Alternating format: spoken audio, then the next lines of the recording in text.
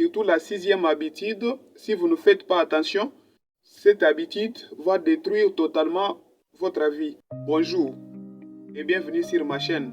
Aujourd'hui, nous allons parler d'un sujet qui peut véritablement changer une vie. 6 habitudes qui maintiennent les gens dans la pauvreté. Certaines personnes travaillent très dur pendant des années et ne progressent jamais. C'est justement parce qu'ils répètent les mêmes erreurs. Si vous reconnaissez l'une de ces habitudes dans votre vie, ne vous découragez pas. Le plus important est de la corriger.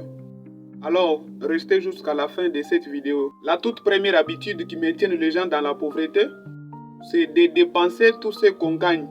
Dépenser la totalité de son revenu, c'est une habitude qui maintient beaucoup de personnes dans la pauvreté. Essayez de mettre un peu de côté quelque chose qui va vous sauver la vie.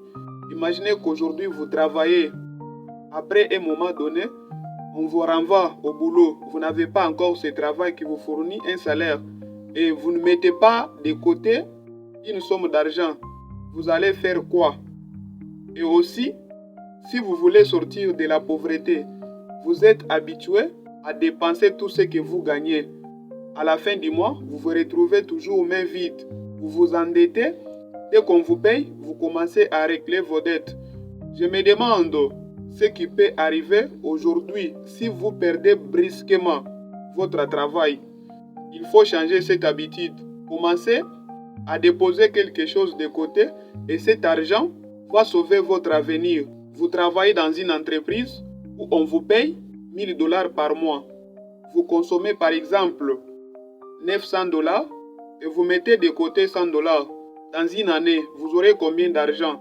Si vous avez besoin d'ouvrir un business, vous allez vous retrouver avec une somme importante qui va constituer votre capital de départ. Cette première habitude est tellement dangereuse.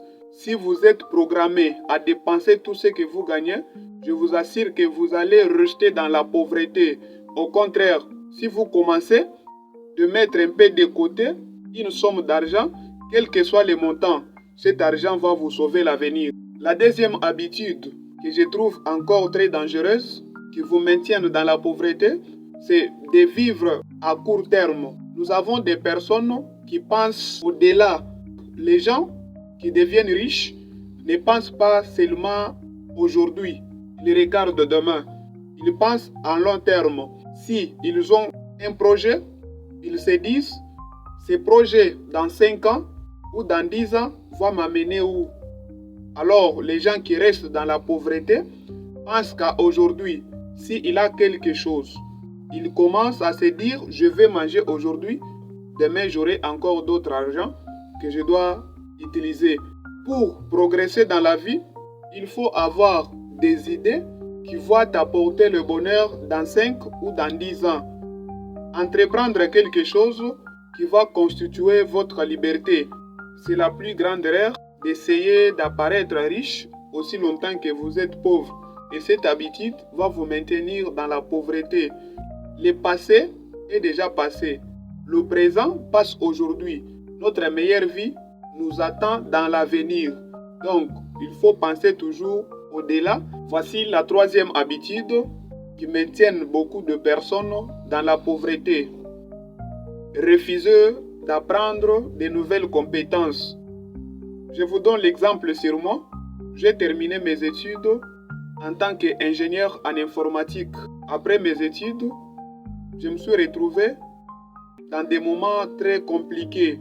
Et je dis, je ne peux pas rester là en disant que je suis ingénieur, malgré qu'on m'appelait ingénieur, mais je me sentais toujours mal à l'aise parce qu'un ingénieur qui est en chômage n'est pas différent de ces gens-là qui n'ont pas même étudié.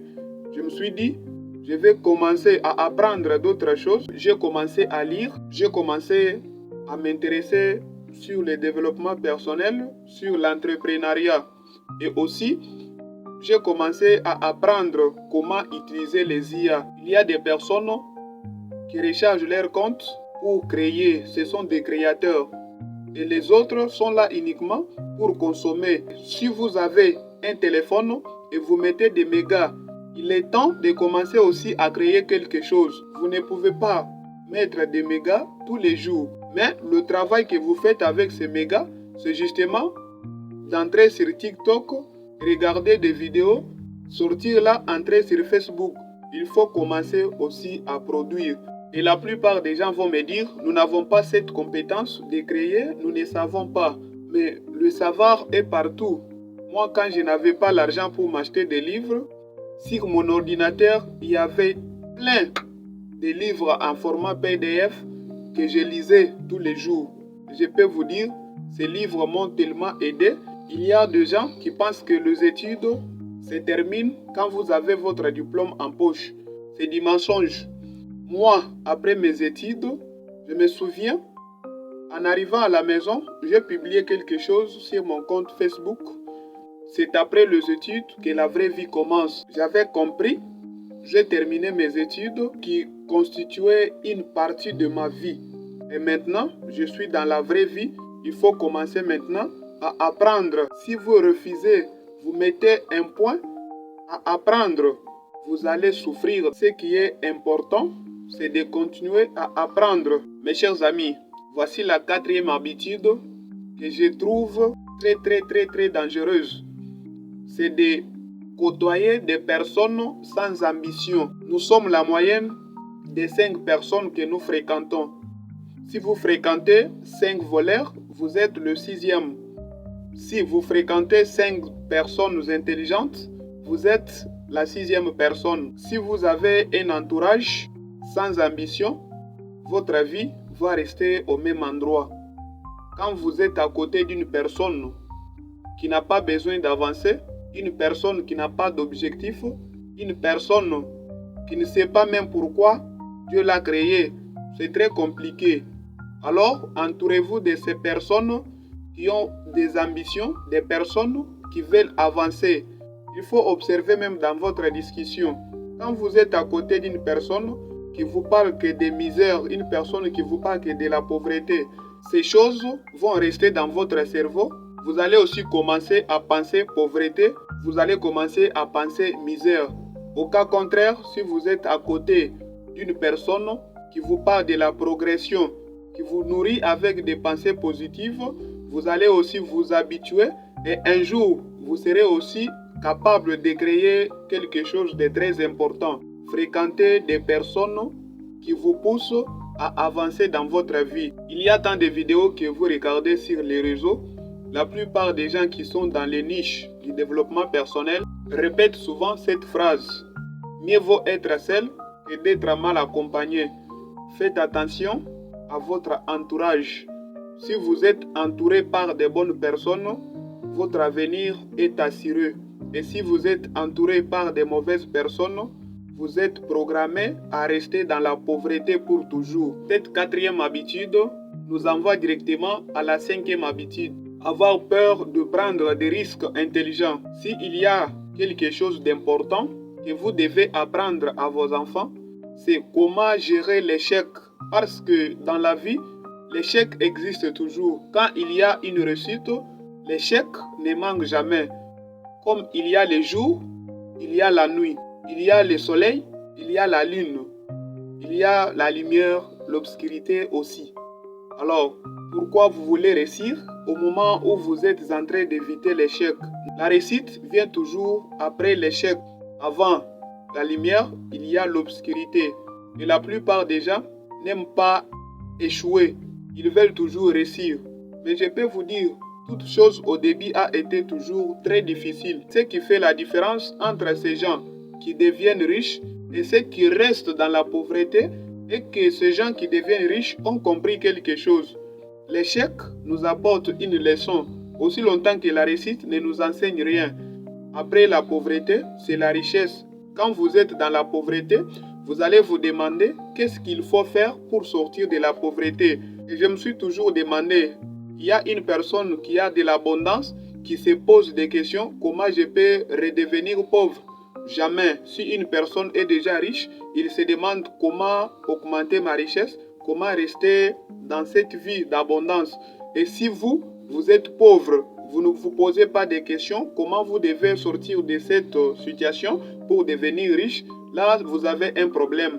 Tout commence par le changement des habitudes. si vous commencez à mettre en place les habitudes que je suis en train de vous révéler dans cette vidéo, dans 5 ou 10 ans, vous allez vous retrouver dans une situation tellement différente de votre situation actuelle.